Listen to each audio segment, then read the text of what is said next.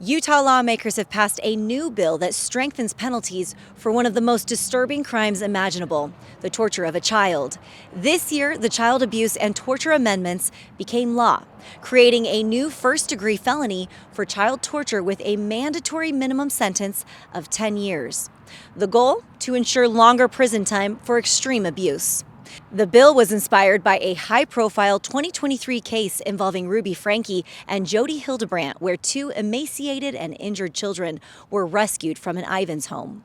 Prosecutors were only able to charge them with second-degree felonies.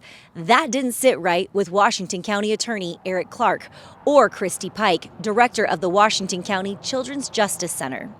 Together, they launched a year-long effort to fix the law. So we're going through the process and trying to come up with clear definitions, making sure that Utah isn't looking soft on child abuse, and that we're sending people to prison for as long as I think if you go up to someone on the street and you say, hey, how long should a mom or a dad get if they do X, Y, and Z to their kid?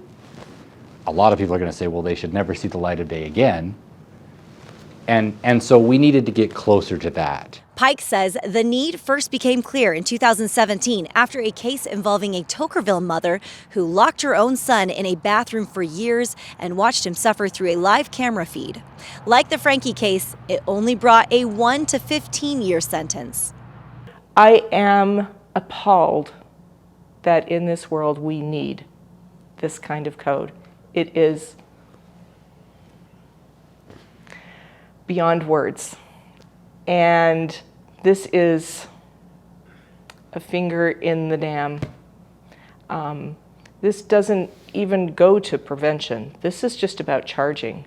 There is so much work to be done in terms of prevention, in child abuse prevention. Sponsored by Senator Don Ipsen, the bill passed despite concerns over rising incarceration costs, since longer sentences can mean higher expenses for housing inmates over time. But lawmakers agreed the accountability was worth the cost.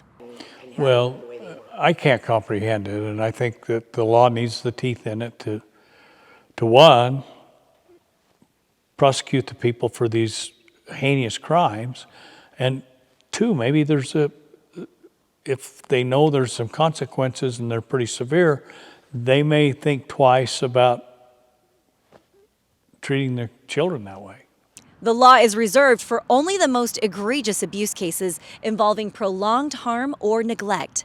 But advocates say it's already making an impact, not just in the courtroom, but in how Utah protects its most vulnerable. Read the full story by Cody Blowers on stgeorgenews.com. I'm Monica McLaughlin with St. George News, your #1 source for local news.